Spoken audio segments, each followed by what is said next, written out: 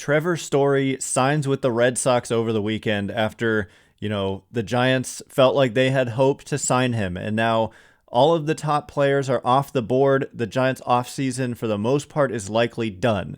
So we're going to break down what they did this offseason and what they didn't do and what figures to happen in 2022 with no Buster Posey, no Kris Bryant, etc. So all of that next. You are Locked On Giants, your daily San Francisco Giants podcast. Part of the Locked On Podcast Network, your team every day.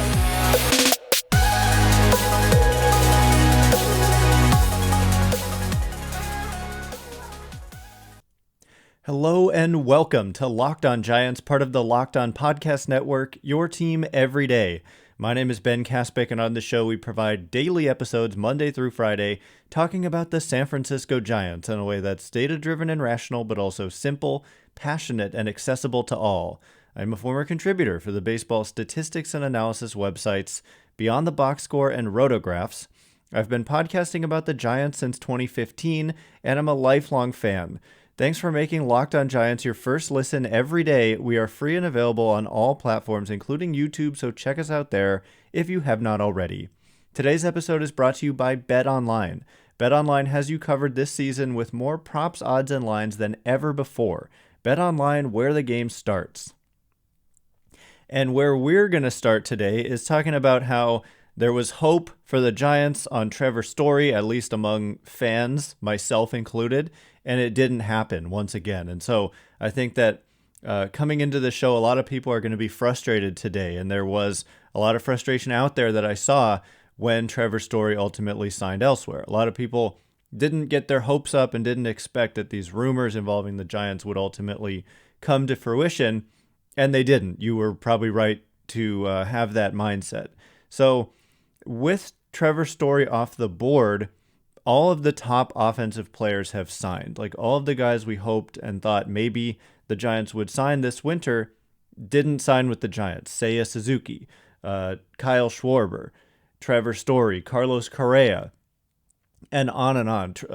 Marcus Semien, Corey Seager. It was a offseason with all of these top offensive talents available, many of whom in their 20s, and the Giants didn't get any of them.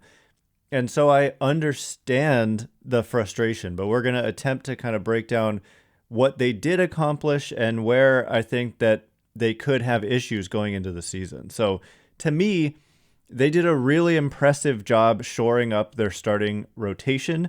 And I also want to point out that they brought back a lot of people, and that counts as like an offseason move. They had needs and they filled them. Like their rotation was Logan Webb and pretty much nobody else, and they went out and to me did a really good job of shoring up that rotation. With Carlos Rodon, that could be a difference-making deal. He has the potential to be a top of the rotation arm to pair with Logan Webb, and then Wood, DeSclafani, and Cobb. I think that Cobb over Johnny Cueto is a big upgrade. Note that Johnny Cueto is still out there.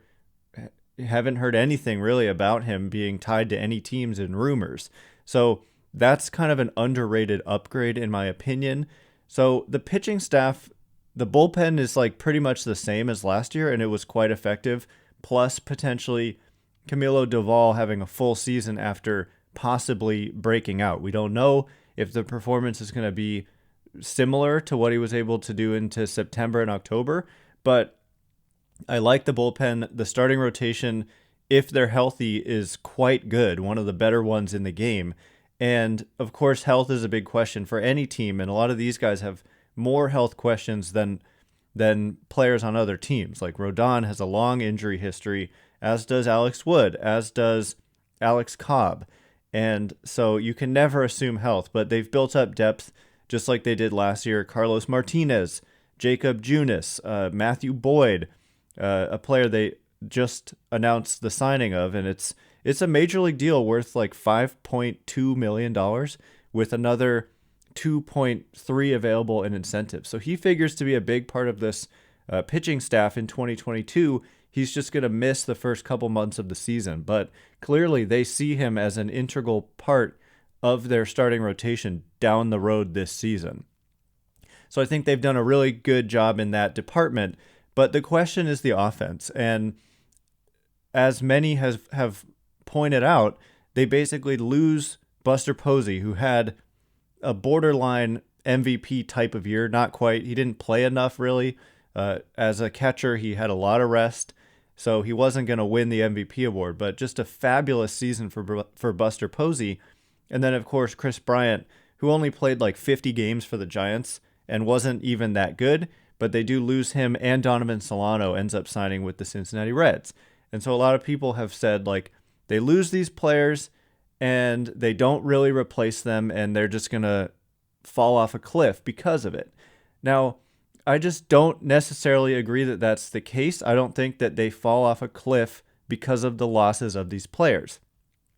Also, Joc Pederson, as we pointed out when he signed, Dan Szymborski, who does Zips projections over at Fangraphs, says that if Pederson had hit the open market just 2 years ago, prior to the shortened COVID season, he would have been in line for a 4-year deal worth roughly $80 million. So he's only 29. It's not like you're buying a 36-year-old Joc Pederson. It's a guy who has a long track record of being a difference-making player. So I think at the very least he can just fill in with the Giants' depth and matchup style. And so I went on Twitter and I went on Fangraphs and I looked at the Giants' offense last year and in 2020 and 2021 combined, because keep in mind, in 2020, there was no Posey. He opted out of the season. They obviously didn't have Kris Bryant yet, and they were a good offensive team. Granted, it was a 60-game season, so I understand like it's a little bit risky to just look at that and draw any conclusions.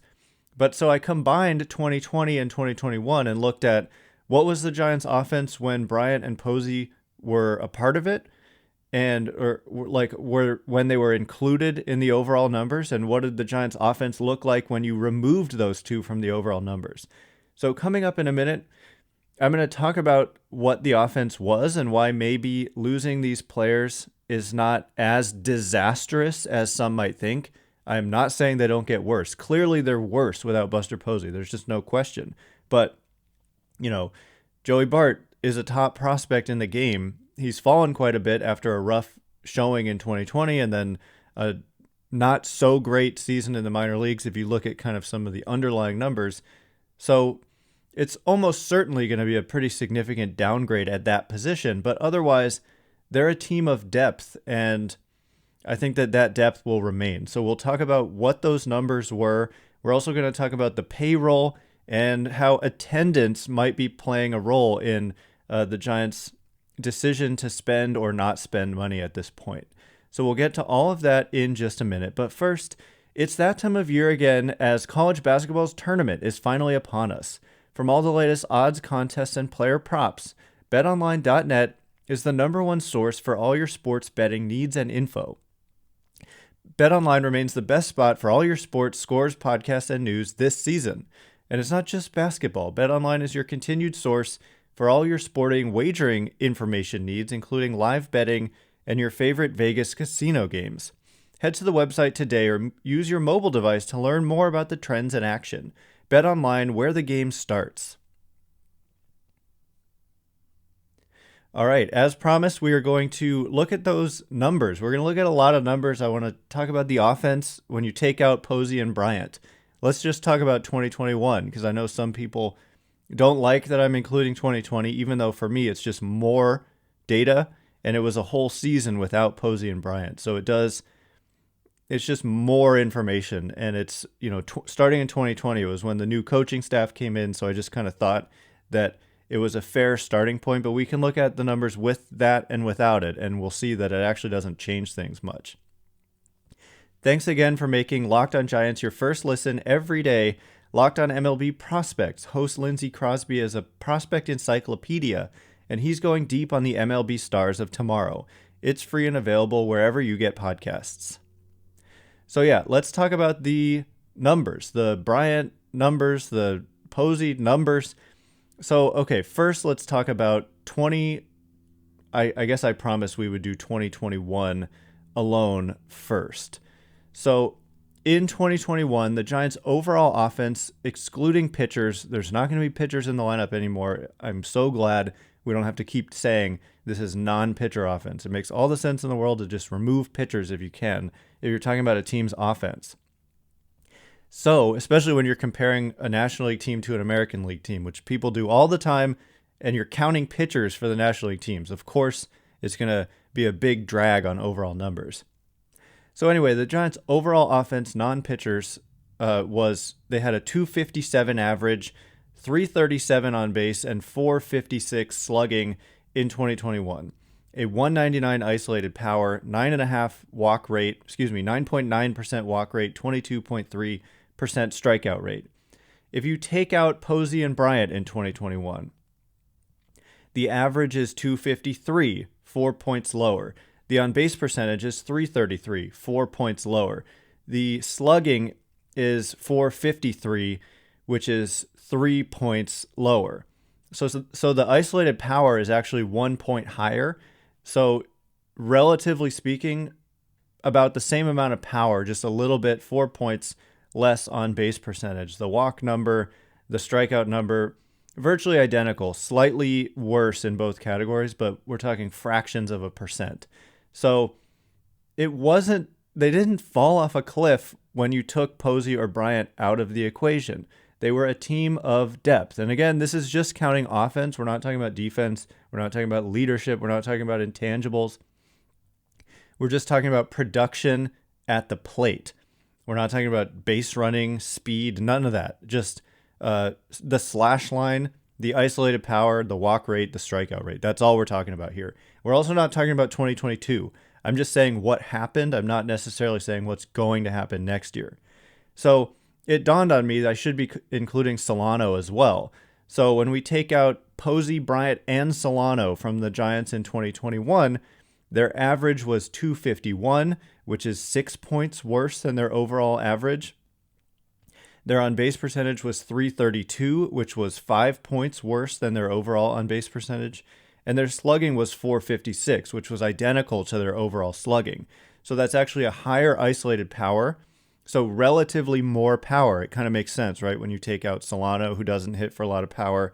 Posey, not a ton of power, a lot of on-base in 2021, but not exactly like a monster home run hitter.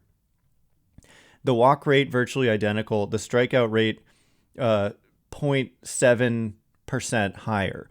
So again, slightly worse. I mean, it's kind of debatable here. You lose 5 points of on-base percentage, but you gain 7 points of isolated power. So the offense did not just completely fall apart when you take those players out. Again, it's not accounting for the different dynamics that might come into play if you just take those players off your roster. There's leadership stuff. There's Posey leading a pitching staff and calling pitches. Like, there's all kinds of stuff that is not being accounted for here, and I completely admit that.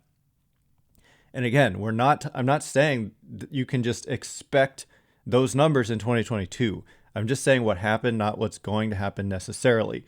But the argument that they just would fall off a cliff without these guys in the lineup, that the lineup is terrible if you take out these players, just doesn't really hold weight, whatever the phrase is. It doesn't do that.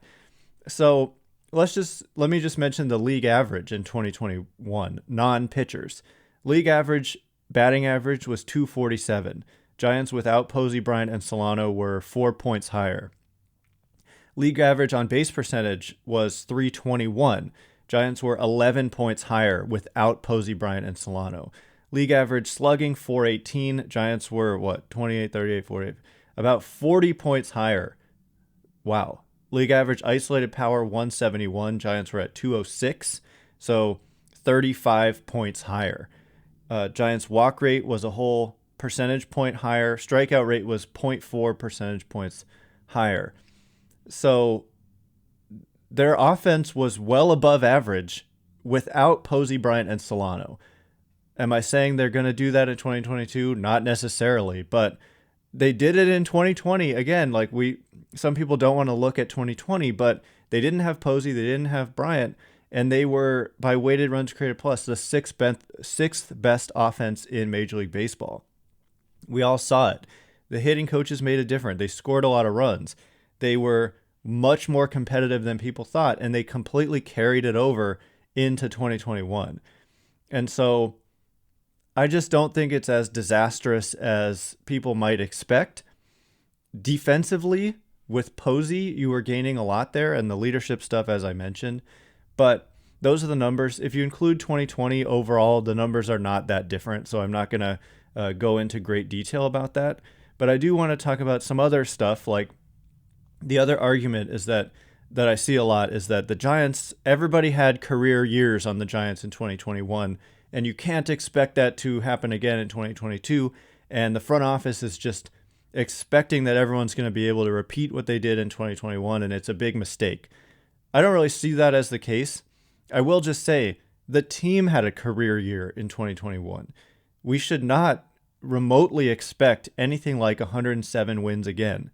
It would be crazy to even take the exact same roster from last year, run them back out there, and expect anything close to 107 wins again. That's how difficult and rare 107 wins are. The Giants, it's the most they've ever had in their history. So I wouldn't expect 107 wins again, possibly in our lifetimes, possibly in the next 2 decades. Like, it's just not likely at all to happen again. So on paper, like, where is this team? I think if you're looking at 90 plus wins, to me, that would be sufficient to kind of have a successful season. It was going to be tough no matter what to match up with the Dodgers on paper. So to me, if they don't make the playoffs, that's an extremely fair criticism that they didn't do enough to help their team. But I think that they're in pretty good shape to probably make one of the wild card spots. Winning the division again was always going to be difficult, regardless of if the Dodgers added Freddie Freeman or not. But I also just want to point out, not everyone had career years. That's just not true. Mike Yastrzemski was much worse than hoped. Tommy La Stella was injured a lot of the year, and he was ineffective for the most part when he was out there. Evan Longoria missed half the year. He only played in 81 games. Brandon Belt was great when he was on the field, but he only played in 97 games. Donovan Solano took a step back from the kind of insane BABIP, basically, that was fueling his really good offense in 2019 and 2020. Alex Dickerson struggled all year long, and he was supposed to be a key part of that team. Kris Bryant underwhelmed. He was not very good with the San Francisco Giants. I know he played well in a 5-game series in the playoffs, but that, I mean, come on, it's 5 games versus the 50 games he played overall. I don't believe that you just like do better in the playoffs. Like, why not just do better throughout the course of the year? Anyway, they did not just have career years across the board. There's a lot of area for improvement. Mike Yastrzemski, Tommy La Stella, like I said, health for Longoria, Belt. Dickerson is gone. Kris Bryant is gone. So anyway, coming up next, I want to look at the payroll. Like, where are they now? Where have they been recently in terms of payroll? And how attendance, what are the attendance numbers in 2021? I get it. There was a pandemic. I completely understand that. But it's a lot of money the Giants didn't take in revenue from low attendance. So we're going to talk about what those numbers were, what they usually make from gate revenue, and how much of a hit they maybe have taken because of no fans in the stands in 2020, and then pretty miserable overall attendance numbers in 2021. So stay tuned for that. But first, it's that time of year. I've pretty much given up on all of my New Year's resolutions. But not this year. I'm sticking to my resolution to eat right thanks to Built Bar. It almost feels like it's not really a resolution because I actually enjoy eating them. Have you tried the Puffs? If you haven't, you're missing out on one of Built Bar's best tasting bars. Puffs are the first ever protein-infused marshmallow. They're fluffy, they're marshmallowy, they're not just a protein bar, they're a treat, and they're covered in 100% real chocolate. Sounds like a dessert, right? Well, go to Built.com, scroll down to their macros chart, and you'll be blown away. High protein, low calorie, high fiber, low carb. Most Built Bars contain 130 calories, 4 grams of sugar, 4 net carbs, and a whopping 17 grams of protein. Go to Built.com, use promo code LOCKED15 and get 15% off your order. Use promo code LOCKED15 for 15% off at Built.com. All right, here we go. We are going to talk about the Giants' payroll. Like, where are they now after the additions that they made in the offseason? Where have they been the last couple of years? And why might attendance be playing a role in the, to some fans, relatively relatively disappointing amount of spending this offseason? So the numbers, I have so many tweets that I have pulled up here. Here we go. The attendance numbers in 2021 on average for the Giants, they only took in 20,700 per game in 2021. I know there were COVID protocols in place early in the season, and I know that the pandemic continued throughout the course of the year. I'm not blaming the fans for not going. I'm simply stating that in a normal year, when the team wins 107 games, we probably could have expected significantly better attendance than this, and it plays a significant role potentially. So the team, from what I understand, takes in 2019, according to Forbes, their gate revenue, which is revenue from ticket sales and concessions at the ballpark, like food and purchases at the dugout store, etc. They took in $154 million, according to Forbes, in 2019, with a total attendance of 2.7 million that year. So at that rate, 81 sellouts would be about $169 million in gate revenue. So using 2021 attendance, which was about half capacity on average all year, the gate revenue would only be $83.7 million. So that's $85.5 million less than if they had all sellouts. So I don't know what their projection was. Obviously, they knew that COVID protocols were going to be in place early in the year, which limited attendance pretty significantly. I went to a game early in the year. It wasn't even that early. I think it was in April or May. And, we had like barriers. So you had to sit in pods, remember?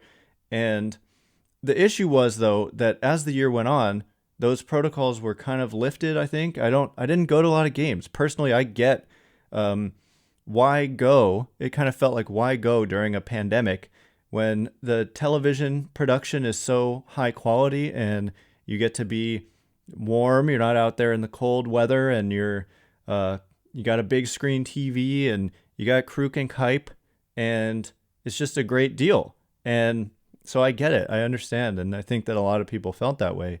But again, that's $85.5 million per year that you're not getting if you're only at half attendance versus a sellout. And so I think that could be playing a role in the fact that their payroll for 2022 currently sits at about $160 million. And their final 2021 payroll was about $160 million. Their 2020 payroll, if there was a full season, because remember, players only got a prorated portion of their salaries, so none of this really actually applied, but it would have been, and Posey opted out, so he was supposed to get around $20 million, but he got nothing because he chose to not play. So if it was a full year and if Posey was there, it would have been about $160 million. So they've been kind of at that level. I do want to point out the 2021 number ended at 160, and that included the acquisition of Bryant, to whom they had to pay about $7 million of his salary because it was, the prorated portion of the remaining part of his $19.5 million salary for 2021. So anyway, they seem to be comfortable in that $160 million range, which, just to be clear, is only the 12th highest in Major League Baseball. But as I have pointed out, the mean is, I lost the tweet. The mean is somewhere in like the $148 million range. So they're above the mean by about $12 million. I'm trying to do this off of memory. Sorry, I have a lot of tabs open, but the median is only like $140 million. So the high spending teams are driving up the average but the middle team is only about 140 million. So the Giants are above the mean and the median, but I think people expect and hope that they would be higher than this $160 million figure. It does leave them room to add throughout the course of the year. They could make a trade and take on some salary. They could buy a prospect via taking on a contract. I don't know what their budget is. Apparently, Alex Pavlovich says that they recruited Trevor Story pretty heavily. They felt like some people in the organization felt like he was bound to end up with the Red Sox, though. He ends up getting a 6-year, $140 million deal. So that's pretty hefty for Trevor Story. Pretty fair, but it's not the short-term deal we thought might make the most sense for the Giants. So it's a relatively mediocre payroll number, but it's also, there's a lot of teams that are a lot cheaper than what the Giants are doing. And I would hope that that would go up. I would hope that as attendance rebounds, hopefully in 2022, with hopefully COVID getting more and more under control, which is not a guarantee either, that payroll will continue to climb. They have been willing in the recent past, to go up around 200 million, up around the luxury tax threshold. But currently the luxury tax threshold is 230 million. That $160 million number, though, for the Giants is not the luxury tax payroll. The luxury tax payroll includes about $16 million in benefits paid to players. It includes the Giants' contribution to the new pre-arbitration bonus pool. It includes the salaries of minor leaguers on the 40-man roster. And it includes, it's the average annual value of a contract, not the actual value paid to a player in a given year. So the luxury tax payroll for the Giants, by the way, is about $171 million right now. So that still puts them about $60 million below the first luxury tax threshold, which is now $230 million. So I'm just laying it all out there. I hope that they continue to spend money on this team. It seems like they were willing to do it for certain players, but it just didn't really happen. I'm disappointed, but I still think that they're going to be a pretty good team. And so, only time will tell. But anyway, that is all the time we have for today. Thanks again for making Locked On Giants your first listen every day. Now make your second listen Locked On MLB. Paul Francis Sullivan, please call him Sully, brings you his unique perspective on the major leagues past and present. It's free and available wherever you get podcasts. Once again, my name is Ben Kaspick. Check me out on Twitter at Ben Kaspick, Kaspick. If you like this show, please consider rating it or leaving a review. It helps me out tremendously. So thank you in advance, and thank you to everyone who's done so already. I can't wait to be with you again tomorrow. We are now daily. So thanks again for listening. Stay Locked On Giants.